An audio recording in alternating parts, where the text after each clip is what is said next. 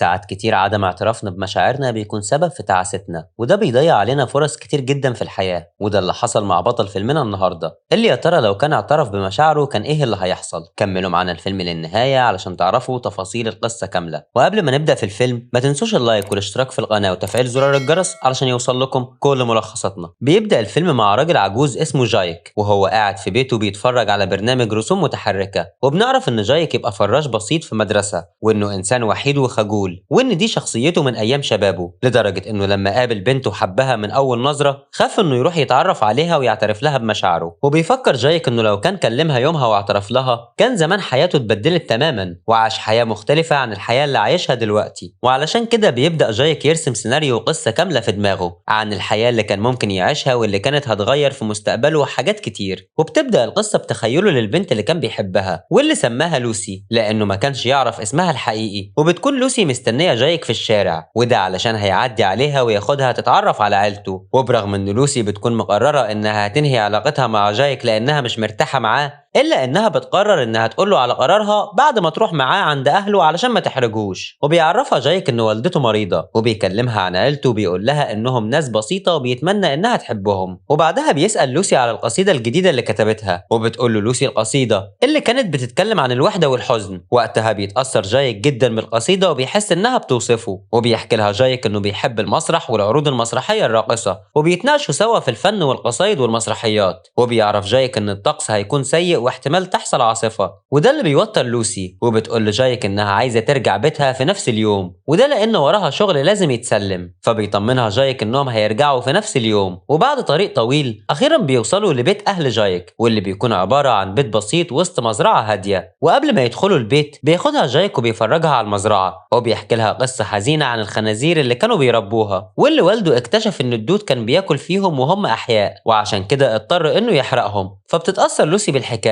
وبعدها بيدخلوا البيت وبينادي جايك على والده ووالدته وبيعرفهم انهم وصلوا. وبيشغل جايك موسيقى وبتتمشى لوسي في البيت، وبتكتشف ان في خرابيش على باب القبو. وبيعرفها جايك ان الخرابيش دي بسبب كلبه جيمي، وبيعرفها انه من صغره كان بيخاف من القبو وما كانش بيحب ينزل ليه. فبتواسيه لوسي وبتقول له ان الكل في سن الطفولة كان بيخاف من القبو بسبب افلام الرعب، لكنها ما كانتش بتخاف من القبو لانهم اصلا ما كانش عندهم قبو، وده لانهم كانوا عايشين في شقة في دور عالي. وبيدخل كلب جايك من الباب، واول ما بتشوفه لوسي بتروح تلعب معاه. في الوقت ده بينزل والد ووالدة جايك، وبيبان انهم في اواخر الاربعينات، وبيسلموا على جايك ولوسي وهم متحمسين. وبتقول لهم والدة جايك انها حضرت العشاء وبتاخدهم للسفرة، وبيقعدوا يتكلموا سوا. وبيسألوا لوسي عن شغلها وبتعرفهم انها رسامة. ساعتها بيتريق والد جايك عن الفن التجريدي، وبيقول لها انه مش بيشوفه فن، وان هو مجرد شخبطة اي انسان يقدر يعملها. فبتعرفوا لوسي انها مش رسامة تجريدية، ولكنها بترسم مناظر طبيعية وبتوريهم صور لوحات من اعمالها. وقتها بتطلب منها والدة جايك انها تحكي لهم عن الطريقة اللي اتقابلوا بيها. فبتحكي لهم لوسي انهم اتقابلوا في مسابقة كانت تبع العلوم الفيزيائية اللي كان جايك بيدرسها، وانها اول ما شافت جايك اعجبت بيه، وحست ان هو كمان اعجب بيها، وده بسبب نظرته ليها. ولكنها عرفت ان جايك خجول جدا وانه مش هيبدأ معاها بالكلام، وعلشان كده قررت ان هي اللي تتكلم معاه. وبتختلق اي سبب وبتروح تتكلم معاه، وفعلا بيتكلموا، ومرة والتانية بيقربوا من بعض اكتر لغاية ما بيقرروا انهم يرتبطوا. وبتستغرب والدة جايك ان كل ده حصل من 6 اسابيع بس، وده لانها كانت فاكرة انهم عارفين بعض من فترة طويلة. وبتبدأ والدة جايك تحكي عن طفولته وعن المسابقات اللي كان بيدخل فيها، وبيبان ان جايك محرج جدا من كلام والدته وتصرفاتها، لدرجة انه بيتعصب وهي بتتكلم والكل بيتخض من صوته العالي. فبيسكتوا كلهم وبياكلوا في هدوء لغاية ما بيخلصوا العشاء، وبعدها بيقعدوا في أوضة المعيشة. وبتقدم لهم والدة جايك التحلية، وهي بتحكي لوسي انها كانت التحلية المفضلة لجايك من ايام طفولته. وفجأة بيبان انها بتتألم، وبتقول ان عندها طنين في ودنها وكأن حد بيهمس لها طول الوقت، وده بيخليها دايما مش مرتاحة. واثناء كلامهم بتتفاجئ لوسي ان الجو بيسوء اكتر وان العاصفة بدأت. فبتتوتر لوسي وبتروح تشوف الجو من الشباك، وبتقول لجايك انهم لازم يمشوا بسرعة علشان يلحقوا يرجعوا المدينة قبل ما الجو يسوء اكتر. ولكنها لما بتلف بتتفاجئ ان مفيش حد موجود معاها في الأوضة، وبنشوف هدوم لوسي اللي اتغيرت بشكل مفاجئ. وبتمشي لوسي تتفقد بتتفقد البيت وهي بتنادي على جايك لغاية ما بتطلع للدور التاني وبتشوف أوضة جايك في طفولته، فبتدخل علشان تشوفها، وهناك بتشوف كتاب شعر وبيكون مكتوب فيه نفس القصيدة اللي لسه مألفاها، وده اللي بيخليها تستغرب جدا. ومش بس كده، دي كمان بتتصدم لما بتشوف والد جايك وهو أكبر بحوالي 20 سنة من عمره اللي كان عليه، وبيسألها والد جايك لو كانت هي لويزا حبيبة ابنه اللي حكى له عنها، وبيتأسف لها إنه نسيها وده لأنه مصاب بالزهايمر، وبيقول لها تاخد راحتها في البيت، وكمان بيعرفها إنه هيدور لها على هدوم مريحة من هدوم مراته المتوفية. فبتسيبه لوسي وبتدور في باقي البيت لغاية ما بتلاقي جايك بيهتم بوالدته اللي عمرها بقى أكبر بكتير، وبرغم الوضع الغريب اللي بتعيشه لوسي إلا إنها مش بتهتم، وكل اللي بتهتم بيه هو إنها تمشي بسرعة قبل ما العاصفة تبدأ. وبتقول لجايك إنهم لازم يمشوا دلوقتي، فبيعرفها إنه هيهتم بوالدته وبعدها يمشوا على طول. فبتنزل لوسي تستناه في الدور الأرضي، وبتشوف والد جايك وهو جايب لها هدوم من هدوم مراته، ولما بتاخدها لوسي منه بتشوف والدة جايك في سن الشباب واقفة قدامها وبترتب في البيت، وبتطلب منها تاخد القميص اللي معاها وتغسله. وبتحكي لها والدة جايك عن ابنها، وبتقول لها إن جايك انطوائي جدا وصعب التعامل معاه، وإن كل اللي حواليه مطالبين بشروط معينة علشان يقدروا يتعاملوا معاه. وبتكون لوسي مش فاهمة اللي والدة جايك بتحاول تقوله ليها، وعلشان كده بتسيبها وبتنزل القبو علشان تغسل القميص. وهناك بتتفاجئ لما بتشوف كل لوحاتها ورسوماتها موجودة في القبو ومتوقعة باسم جايك، وده بيخليها تفتح تليفونها وتتأكد من إن صور لوحاتها موجودة عليه، لكنها مش بتلاقي ولا صورة ليهم. ولما بتخرج من القبو بتشوف جايك وهو قاعد جنب والدته العجوزة وبيظهر إنها توفت، وبيبان إن جايك متأثر جدا بموتها، فبتواسيه لوسي وبتقول له إنه كان ابن بار وصالح واهتم بيها لآخر لحظة. فبيحكي لها جايك إنه كان بيتمنى يكون في شخص موجود معاه، شخص مهتم بيه ويشوف اللي كان بيعمله لأهله، وده لأنه كان دايما وحيد ومفيش حد عايش معاه في حزنه أو حتى فرحه. فبتطمنه لوسي وبتقول له إنها موجودة معاه ومش هتتخلى عنه. وبعدها بيمشي جايك ولوسي من البيت، وأثناء ما كانوا في الطريق بيسأل جايك عن رأي لوسي في أهله، فبتقول له إنهم ناس لطيفة ومن الواضح إنهم فعلا بيحبوه وبيهتموا بيه، لكنها كانت حاسة بحاجة مش طبيعية وكأنها بتتخيل حاجات غريبة. فبيقول لها جايك إن ده احتمال يكون من المشروب لأنها زودت في شرب الكحول. وأثناء كلامهم بيقول لها جايك إنه نفسه في آيس كريم، وبرغم الجو السيء والتلج اللي حواليهم إلا إن لوسي بتوافق قدام إصراره، وبيقفوا عند محل الآيس كريم اللي جايك بيحبه وكان متعود يشتريه من أيام طفولته، لكن بيبان عليه إنه خايف ومتوتر، وعشان كده بيطلب من لوسي إن هي اللي تروح وتطلب الآيس كريم وإنه هيستناها جنب العربية. فبتروح لوسي تطلب الآيس كريم وبيطلع لها بنتين شغالين في المحل، وأول ما بيشوفوا جايك بيبان إنهم عارفينه، وبيقفوا يتنمروا عليه وهم بيضحكوا من غير ما يفكروا يسألوا لوسي على طلبها، وبيكون ده السبب اللي مخلي جايك متوتر. في الوقت ده بتيجي بنت بسيطة شغالة في المحل وبتاخد طلب لوسي وبتقف تتكلم معاها وبتقول لها إنها جميلة، وبيبان إن البنت خجولة وهادية شبه شخصية جايك بالظبط. وبعد ما بتاخد لوسي الطلب بتمشي مع جايك وبيكملوا طريقهم، ومع أول معلقتين بيقول لها جايك إنه شبع وإنه محتاج يرمي باقي علبة الآيس كريم. فبتستغرب لوسي لأنه هو اللي وقفهم وأصر إنهم يشتروه. وقتها بيقول لها جايك إنه بيحب يشتري الآيس كريم ده بالذات لأنه بيفكروا بطفولته، وبيرجعوا يفتحوا نقاش تاني عن الأفلام والقصايد اللي بيحبوها. ساعتها بيلاحظ جايك إن الآيس كريم بدأ يسيح، فبيقول لوسي إنه هيروح يرميه في سلة الزبالة القريبة منهم، وبيعرفها إن أقرب سلة زبالة عند مدرسته الثانوية، لكنهم هيضطروا يغيروا طريقهم ويدخلوا الشارع الجانبي. ساعتها بتتعصب لوسي وبتقول له إنها متأخرة في شغلها، وإنها من أول اليوم بتقول له إنها محتاجة ترجع بدري لكنه في كل مرة بيطنشها، وإنها ما عندهاش استعداد العربية تعطل بيهم في مكان غريب ويموتوا من التلج. لكن جايك بيكون مش مهتم بكلامها، وكل اللي بياخد باله منه إن الآيس كريم بدأ يسيح وهيبوظ العربية، وده اللي بيخليه يتعصب بشكل مبالغ فيه على مشكلة بسيطة زي دي، لدرجة إنه بيتلخبط في اسم لوسي وبيقول لها إيمي. لكن لوسي وقتها مش بتهتم، خاصة لما بتتوتر بسبب عصبية جايك، وبتوافق إنها تروح معاه عند مدرسته الثانوية. ولما بيوصلوا بيعرفها جايك على المدرسة، وبيقول لها إنه عاش فيها أسوأ أيام حياته لأنه كان دايما بيتعرض للتنمر. وبينزل جايك يرمي الآيس كريم وبيرجع يعتذر للوسي على عصبيته، وأول ما بيقرب منها بيتخيل إن في شخص بيراقبهم، وعلشان كده بيرجع يتعصب من تاني، وبيقول للوسي إنه هينزل يدور عن اللي كان بيراقبهم في المدرسة ويتخانق معاه. وأول ما بينزل من العربية بتتكلم لوسي مع نفسها وبتقول كل الكلام اللي ما كانتش قادرة تقوله لجايك وهو موجود. وبيتأخر جايك وده اللي بيوتر لوسي، وبتخاف لدرجة إنها بتحس إنها هتموت متجمدة في العربية، وعلشان كده بتنزل تدور عن جايك في المدرسة. في الوقت ده بنشوف جايك الحقيقي وهو بيتخيل لوسي قدامه وبتسأله عن جايك حبيبها، وبيتخيل لوسي وهي بتتكلم معاه عن الليلة اللي شافها فيها أول مرة، وبتقول له إنها شافت شاب كان مركز معاها في المسابقة وكان بيبص لها بنظرات خجولة، وإنها مش بتفضل النوع ده من الشباب، وحتى إنها كانت بتتمنى إن حبيبها يكون معاها علشان يبطل يبص لها، وبعدها بتودعه لوسي وبتمشي، وبيقف جايك يعيط وهو بيتخيل نسخة منه ومن لوسي في سن أصغر، وهما بيرقصوا بطريقة مسرحية وبتنتهي الرقصة بإنه اتقتل. وبعدها بيلبس جايك هدومه وبيخرج من المدرسة بعد ما بيكون خلص شغله، وبيقعد في عربيته بيراجع كل القصة اللي ألفها في دماغه، بداية من لوسي اللي أصلا ما كانش عارف اسمها، وعلشان كده اتلخبط فيه بين لوسي وإيمي ولويزا، وحتى إنه ألف تخيله لشخصيتها لأنه خلاها زي ما كان بيتمنى، زي إنه مثلا خلاها شاعرة وألفت قصيدته المفضلة، وكمان رسامة ورسمت كل رسوماته اللي خاف إنه يخرجها للنور. وبنعرف إن جايك كان بيتخيل إن لوسي معاه في كل اللحظات اللي كان بيحس فيها بوحدته، زي الوقت اللي كان بيهتم فيه بوالده ووالدته العواجيز لوحده بدون ما حد يساعده ولا حتى يشجعه. وفي وسط كل التفكير والذكريات اللي بتهاجم جايك بيحس نفسه بينهار وبيحس بحرارة جسمه بتزيد لدرجة إنه بيقلع هدومه برغم إن الجو ساقع جدا. وآخر مشهد بيتخيله جايك هو إنه واقف على مسرح وبيتكرم على فوزه في مسابقته في الفيزياء، وبعد ما بياخد جايك الجايزة